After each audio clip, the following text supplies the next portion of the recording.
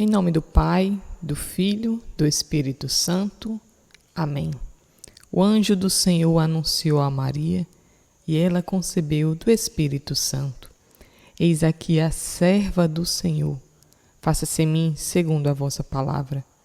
E o Verbo divino se fez carne e habitou entre nós. Ave Maria, cheia de graça, o Senhor é convosco. Bendita sois vós entre as mulheres. Bendito é o fruto do vosso ventre, Jesus. Santa Maria, Mãe de Deus, rogai por nós, pecadores, agora e na hora de nossa morte. Amém. Ó Maria concebida sem pecado, rogai por nós que recorremos a vós. Em nome do Pai, do Filho, do Espírito Santo. Amém. Paz e bem, meu irmão, minha irmã, que bom estarmos reunidos mais uma vez para darmos continuidade ao estudo do Tratado da Verdadeira Devoção à Santíssima Virgem, de São Luís Maria Grignion de Montfort. Já chegando na reta final, hoje 7ª aula, vamos estudar, partilhar, adentrar um pouco no 7º capítulo. E aí espero que você esteja conseguindo fazer todo o caminho, que tenha assistido bem às outras aulas, também tenha lido os capítulos correspondentes a cada aula. É algo que eu chamo a sua atenção e mais uma vez digo, se você está assistindo agora, essa 7ª aula, você não assistiu às aulas anteriores ou assistiu mais ou menos, se você não leu os capítulos correspondentes, pare o vídeo, se organize, tente assistir a primeira aula, ler o capítulo 1, anotar as dúvidas, a aula 2, capítulo 2 e assim sucessivamente até chegar a aula de hoje, que é a aula 7ª, né? Por que estou dizendo isso?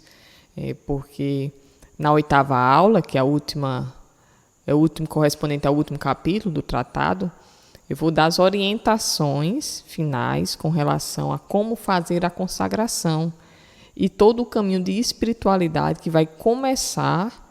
Na verdade, eu acredito que tudo isso tem te ajudado já a rezar. Mas aí, de fato, tem um método também oracional para a consagração. São 30 dias de preparação, que eu vou explicar melhor no outro vídeo, na próxima aula. E aí a gente vai começar a fazer este caminho. E é muito importante que você tenha lido o tratado, porque você vai concordar comigo, nós não podemos abraçar aquilo que não conhecemos. A consagração é bonita, é belíssima.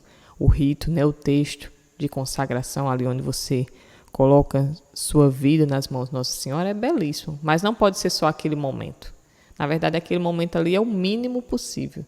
É o que passa de forma mais rápida, né, mais sutil. Que de fato vai ser aquilo que tu assumes a partir deste momento. Né, toda uma conversão de vida, toda uma nova forma também de espiritualidade. E aí sim. E por isso é necessário conhecer o tratado. Antes de entrarmos no capítulo 7, hoje eu trouxe algumas indicações para você. Primeiro, não sei se você vai lembrar, mas acredito que foi na primeira ou na segunda aula eu falei sobre um teólogo suíço, né, chamado von Balthasar. Então ele tem 2 livros, dentre tantos que ele tem, né, mas ele tem 2 livros dele que eu recomendo para você melhorar talvez a sua leitura, a sua compreensão, para que nessa escola de Maria também sermos formados na fé e na razão. Primeiro esse daqui, Maria para hoje. As pessoas às vezes brincam quando eu vou fazer alguma apresentação, que eu digo, olha, tem aqueles que estão me assistindo agora que amam ler. E tem aqueles que têm um pouco mais de preguiça, de dificuldade. Aí às vezes eu brinco, olha, o livro é muito bom e ele é fininho, viu? E aí já dá uma motivação, né, para aqueles que não gostam tanto. Mas o conteúdo riquíssimo, né, ele é da editora Paulus, né, você pode adquirir na Paulus mais próxima da sua casa ou pelo site. Muito bom, né? Então, mais que recomendado. E um outro, também de von Balthasar, é esse daqui, a Tríplice Coroa, né? Onde ele vai refletir um pouco sobre os mistérios do texto. Aí, Aurora, por que tríplice? Né? Porque lembre-se que na época, né, em que ele foi escrito, o texto, né, ele não possuía os mistérios luminosos. Né? Então, por isso, von Balthasar vai refletir os mistérios gozosos, os mistérios dolorosos e os mistérios gloriosos. Né? Se ele ainda fosse vivo, né, com certeza né, ele iria fazer esta quarta reflexão em cima dos mistérios luminosos, né? Mas como na época em que ele escreveu não existiam os mistérios luminosos, que não tira, viu, a validade dos mistérios luminosos. Às vezes eu encontro algumas pessoas questionando, porque em determinada aparição de Nossa Senhora ela pede para rezar o terço e ali só existiam os mistérios, né, gozosos, dolorosos e gloriosos. Mas quem instituiu os mistérios luminosos foi o Papa João Paulo II, com toda a validade da Igreja, e o Santo Rosário são os 4, certo? Então, não entre nessa, me perdoe pela palavra, nessa paranoia que às vezes são divulgadas, tá certo? Então, a Tríplice Coroa, de Von Balthasar, esse já é da editora Molokai, e aí você pode, pela internet, né, e algumas livrarias católicas também você consegue comprar sem problema, né? E, por fim, uma outra indicação que faço são 2 livrinhos de São Luís Maria Grignon de Montfort, que é o mesmo autor do tratado. Um é esse daqui, O Segredo de Maria, sobre a escravidão da Santíssima Virgem. Ele é quase que uma introdução ao tratado. Na verdade, São Luís escreveu ele é como que uma carta que São Luís escreve para uma amiga, recomendando ela a fazer a consagração. Até mesmo diria que depois que você fizer esse estudo da consagração e começar a se preparar de fato para assim realizá-la, no seu coração vai surgir o desejo que muitas pessoas também façam. Talvez se você der diretamente o tratado, a pessoa talvez questione, eu acho que não é o tempo, mas aí eu recomendaria você a dar esse livrinho a ela, porque pequeno, né, de fácil acesso, é da editora Paulus também. Não sei se ele tem publicado por outras editoras, né, mas o que eu conheço é esse, da editora Paulus, e aí você pode dar de presente. Olha, lê esse livrinho aqui, de São Luís, é um autor que vai falar um pouco de Nossa Senhora, você vai gostar. E aí a pessoa vai começar a se encantar e vai querer conhecer um pouco mais o tratado. E por fim, também de São Luís Maria, né, Grignon de Montfort, O Segredo Admirável do Santíssimo Rosário para se converter e se salvar. E aí dou um testemunho deste livrinho, né, da editora Paulus também. Quando eu o li, né, ele é simples, é belo, ele também faz um caminho por meio do rosário, fala também da Ave Maria, do Pai Nosso, de algumas orações. E eu digo a você, eu não rezo mais o texto da mesma forma. Né? Depois que eu li esse livrinho de São Luís, né, uma graça aconteceu em minha vida, de fato, de refletir em pequenas coisas que ele toca, como a forma de pronunciar a oração, as pausas, os sentimentos, as intercessões, as súplicas, como você, de fato, rezar o Santo Terço, rezar o Rosário. E aí eu recomendo, né, agora que estamos fazendo esse caminho para a consagração, e que na próxima aula nós vamos conhecer mais das práticas espirituais desta devoção, desta consagração, e com certeza o texto está incluso, né? Então eu recomendo a você, como diria assim, um investimento na tua espiritualidade, né? Dentre tantos que você está fazendo, até mesmo agora que você está assistindo essa aula, se preparando. Então, vale a pena, não é caro, viu, os livrinhos aqui, os que eu recomendei, né? E também você pode pedir tanto pela internet como em alguma livraria católica, ou se tiver Paulus perto da sua casa, tá certo? Segredo Admirável do Santíssimo Rosário para se converter e se salvar. E aí, depois de apresentar, né, esses livrinhos, adentrar contigo no 7º capítulo do Tratado da Verdadeira Devoção. O 7º capítulo que traz como título os efeitos maravilhosos produzidos por esta devoção numa alma que a segue fielmente. Então, acompanhe junto comigo o parágrafo 213. São Luís vai começar a adentrar. Mas aí, antes de fato, né, pegarmos a beleza e a riqueza, ou talvez os pontos essenciais de cada um desses efeitos que ele vai apontar, eu queria ler para ti, de forma geral, os títulos. Né? Então, São Luís ele vai apresentar 7 efeitos, né, que são produzidos, e ele diz, né, com grandeza, efeitos maravilhosos. Então, primeiro, o conhecimento e desprezo de si, depois, a participação na fé de Maria, depois, a graça do puro amor, grande confiança em Deus e em Maria, a comunicação da alma e do Espírito de Maria, aqueles que fazem essa devoção, a transformação das almas em Maria, a imagem de Jesus Cristo, e, por fim, a maior glória de Deus. Se você está fazendo, de fato, o percurso, como tem sido direcionado, muitos desses pontos nós já tocamos de alguma forma, e São Luís ele vai como que reforçar, né? Reforçar para que os nossos passos eles vão a cada momento se tornando mais sólidos, né? Então, vamos juntos mergulhar nesta beleza, nesta riqueza, nesse também testemunho. Algo muito bonito é porque, quando a gente lê o tratado, ele não foi escrito como apenas, talvez, textos indicativos, mas aqui existe uma partilha de vida, existe uma experiência de alguém que, de fato, foi agraciado por um dom de Deus, mas que foi envolvido pelo manto sagrado de Nossa Senhora para orientar a tantos a também descobrir este caminho. Aquilo que é bom, a gente quer multiplicar, né? A gente quer que outras pessoas experimentem. E assim faz São Luís conosco, nos deixando este belo tratado.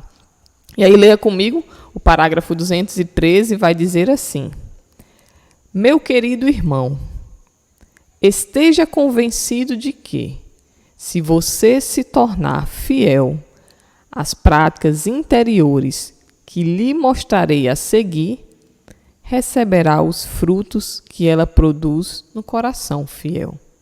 E aí São Luís, e algo que eu achei interessante, desde a primeira vez que li e comecei a rezar com o tratado, é porque ele é um grande diálogo, né?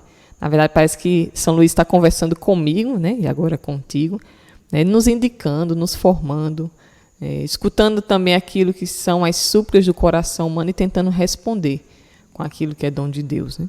Então, o primeiro artigo, né, onde São Luís vai falar, né, do primeiro efeito, que é o conhecimento e desprezo de si. E aí você pode acompanhar junto comigo, estamos aqui no parágrafo 213, né, São Luís vai dizer assim: através da luz que você receberá do Espírito Santo, por meio de Maria, sua amada esposa, você conhecerá sua inclinação, ou seja, falando você, no caso eu, você perceberá sua inclinação para o mal, sua corrupção e incapacidade de fazer qualquer bem quando Deus não é tido como princípio. E ali, lá no final do parágrafo, São Luís vai dizer: a humildade de Maria o fará participar de sua genuína humildade. Meu irmão, minha irmã, né? Relembra aqui comigo algo que tenho repetido praticamente, eu acredito, em todas as aulas. Estamos na escola de Maria. E na escola de Maria, como bons alunos, mas às vezes aqueles alunos também que fraquejam, caem, nós vamos percebendo as nossas limitações. E é bonito porque, de fato, é isso que São Luís vai dizer, né? O conhecimento de si. Então, quanto mais, e você vai concordar comigo, quanto mais a gente se aproxima daquilo que é belo, lógico que a gente admira, a gente ali vê uma ação de Deus, uma ação. Vou pegar um exemplo, né? Por exemplo, essa caneca, né? Tem aqui a imagem de Nossa Senhora, né? Tem aqui o Tratado da Verdadeira Devoção à Santíssima Virgem.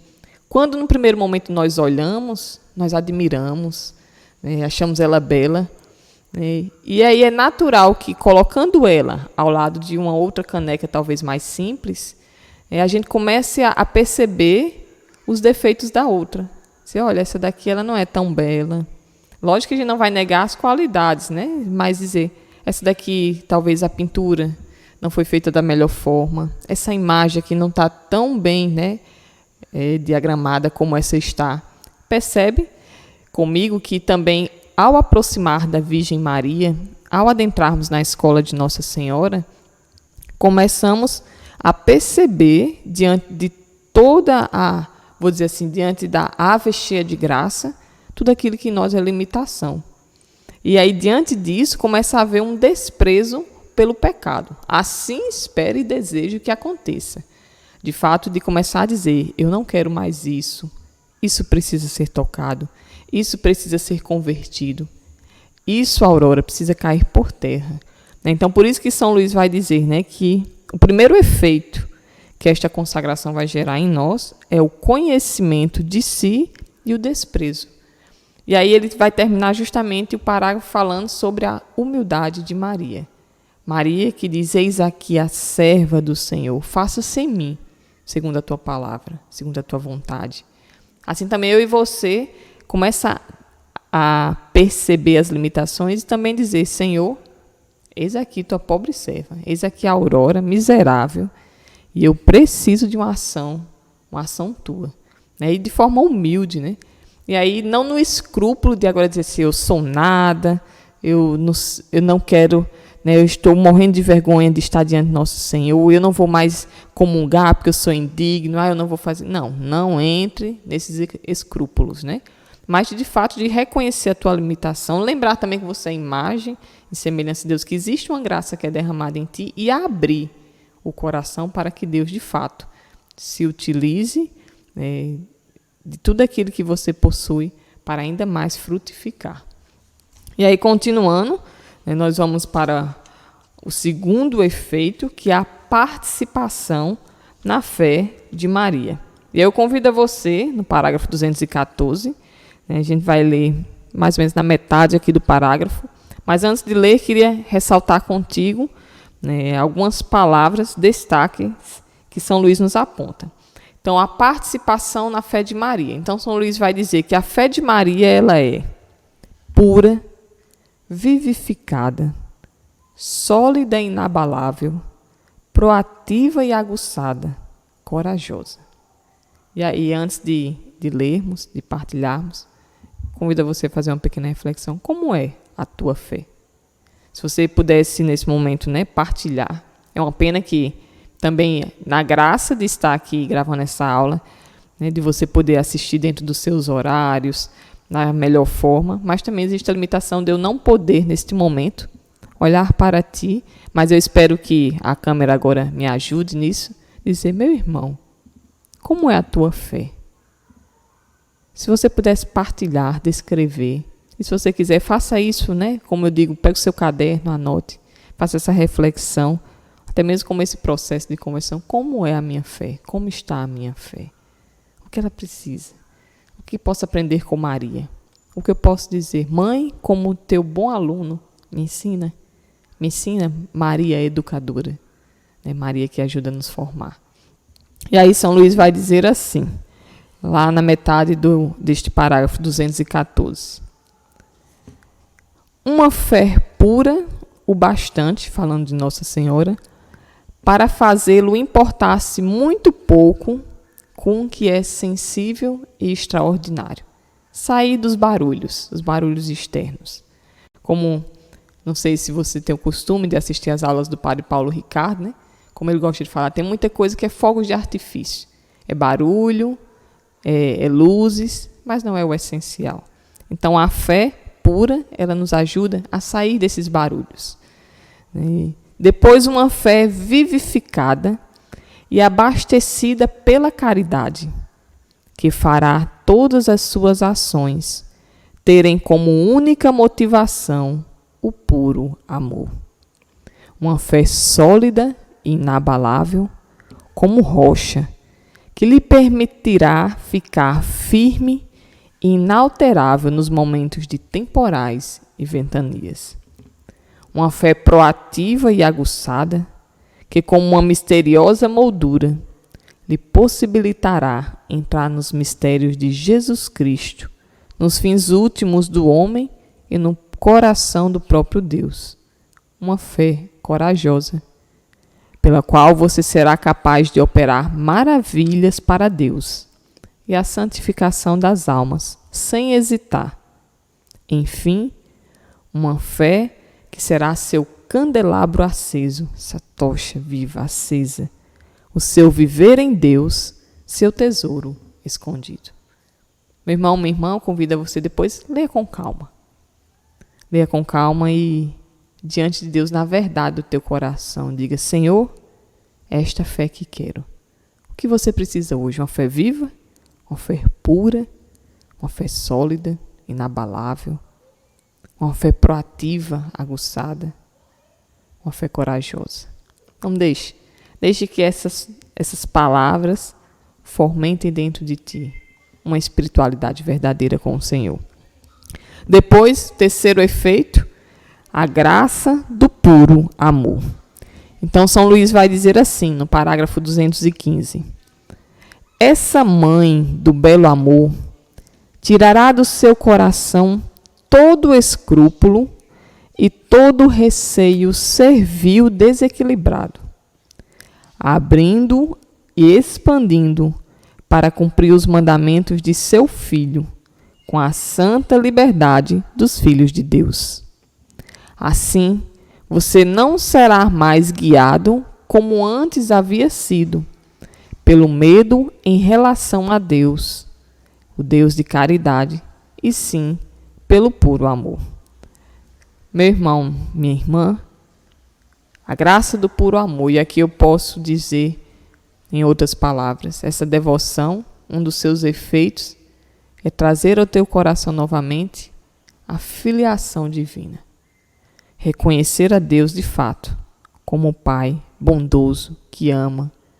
Assim servir na bondade, no amor, motivado por aquilo que é puro, verdadeiro e descobrindo a cada instante a presença de Deus na tua vida. Assim como Nossa Senhora, cheia do Espírito Santo, sempre servindo com um imenso amor, assim também será o nosso serviço.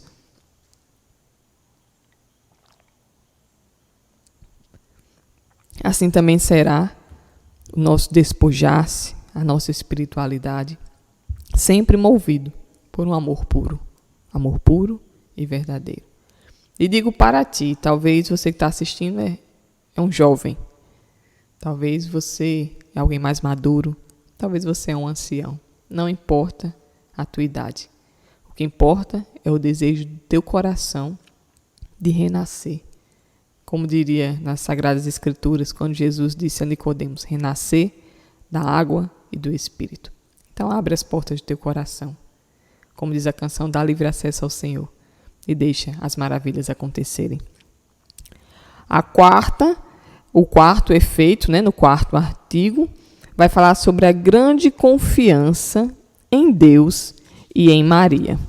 E aí São Luís vai dizer que, primeiro, a grande confiança, porque você não mais se chegará a Jesus Cristo por si mesmo, e sim por essa boa mãe. Então, e você pode até aqui usar como exemplo, trazendo à tua memória, talvez a tua relação com tua mãe, que tantas vezes você queria fazer aquele pedido ao seu pai, mesmo sabendo que era o pai de amor, o pai que cuida. Mas sabe quando a gente diz assim, eu vou pedir à minha mãe para que ela peça ao meu pai, porque é mais seguro. Papai não vai dizer não se mamãe for pedir a ele. Assim também São Luís vai dizer, que existe uma grande confiança, é um dos efeitos que essa devoção gera em nós, justamente porque nós colocamos a nós mesmos nas mãos dela, a boa mãe. Depois, porque nós também ofertamos todos os nossos méritos, graças e satisfações. Lembra, nas aulas anteriores, quando eu falava que esta devoção, e isso é um dos diferenciais que São Luís vai apontar desta devoção para outras devoções ou outras consagrações, é porque essa também é aquilo que é bom em nós, também as graças, os méritos, as satisfações, os nossos atos também são dados nas mãos de Maria. Então, se está nas mãos da boa mãe, da doce mãe, então está guardado da melhor forma, está sendo administrado, está sendo distribuído da melhor forma. Por isso, a confiança. Por fim, São Luís vai dizer, porque você se deu totalmente a ela, com seu corpo e sua alma, então assim existe essa confiança de que você não será desamparado. E já no final deste parágrafo 216, São Luís vai dizer assim, lá no meu aqui ele está dividido como letra D, mas aí você segue, já no final do parágrafo vai dizer assim, o que fará crescer mais ainda sua confiança nela é que, tendo-lhe dado em custódia todas as coisas boas que você possui, para que as conserve ou distribua a outros, você terá menos confiança em si mesmo e muito mais confiança nela, que passou a ser seu tesouro. Então pense aqui comigo, meu irmão, talvez os teus bens, vou usar aqui este termo, os teus bens você deposita no local mais seguro, mais confiável, da melhor administração possível. Esta é a boa mãe, é a doce mãe. Então, por isso, essa confiança plena. Acredito que, diante daquilo que você tem de valor, se você quer guardar, quer conservar, você não vai colocar em qualquer lugar. Se até mesmo com relação, às vezes, o nosso dinheiro, a talvez algum investimento, você procurará o melhor banco, as melhores taxas, né? A melhor realidade para ti, a mais confiável. E aí esta boa mãe, diante de tudo aquilo que você deposita dos seus bens, não existirá melhor administradora. Por isto, um dos efeitos é esta grande confiança. O quinto efeito, o quinto artigo, vai falar sobre a comunicação da alma e do Espírito de Maria. Lembre aqui comigo das Sagradas Escrituras, lá no Evangelho de São Lucas, no Cântico do Magnífica, e São Luís resume justamente, eu posso assim dizer, essa comunicação da alma e do Espírito de Maria na seguinte frase das Sagradas Escrituras. Lembre comigo, aqui do texto do Magnífica. Minha alma engrandece o Senhor, e meu espírito exulta em Deus, meu Salvador. Então, um dos efeitos que esta devoção vai trazer para nós, justamente, o que é que ela vai comunicar da alma de Maria? Vai nos comunicar este ensinamento, escutando a própria Maria dizer: minha alma engrandece o Senhor. Assim também a minha alma, a tua alma, vai aprender a todos os instantes a engrandecer o Senhor. E o Espírito, meu Espírito exulta em Deus, meu Salvador. Então, esta é a comunicação que acontece, por meio da alma e do Espírito de Maria. Minha alma engrandece o Senhor. Meu Espírito exulta em Deus, meu Salvador. Depois, o sexto efeito, o sexto artigo, São Luís vai dizer: a transformação das almas em Maria, a imagem de Jesus Cristo. Vamos lá compreender melhor esta expressão de São Luís. Lá no parágrafo 219, São Luís vai dizer assim: observe, por favor, minha afirmação de que os santos são modelados em Maria. Existe enorme diferença, e aí ele vai dar um exemplo aqui, entre esculpir uma figura humana em relevo com golpes de martelo e cinzel. Então imagine aí o artista com o martelo, com o cinzel, esculpindo com golpes, ali tentando extrair a melhor escultura. E fazer uma figura com o auxílio de um molde. Então ele começa a colocar, São Luís, duas situações para você refletir. Primeiro, imagine um artista ali com o martelo, quebrando, tentando fazer aquela bela figura. E um outro artista com um molde. E aí ele diz: os escultores e estatuários trabalham muito para confeccionar sua obra de arte do primeiro modo, ou seja, esculpindo ali com o martelo. E para isso despendem muito tempo. Mas, para fazê-las do segundo modo, não precisam de grande esforço, e em bem pouco tempo as concluem. Santo Agostinho, assim, chama a Santa Virgem de o molde de Deus, de forma Dei. Meu irmão, minha irmã, traga essa imagem, e que São Luís tenta nos iluminar. Existe ali o artista que está esculpindo com martelo, com golpes. Até mesmo ali ele pode, de repente, errar, e tem coisas que ele não vai ter como remendar. E imagine outro artista com um molde pronto, onde ali ele vai só... E aí é bonito, porque eu vou ler com você depois o parágrafo aqui 221. Ali ele vai aquecer a matéria-prima. Lógico que também não é um processo tão fácil, tão simples. Mas colocando a matéria-prima no molde, rapidamente ela tomará a melhor forma.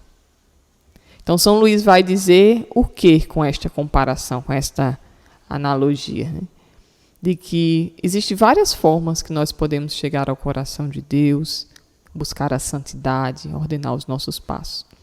Mas a forma mais perfeita, sem erro, sem medo de errar, é olhando para Maria, o molde de Deus, como ele cita aqui, Santo Agostinho.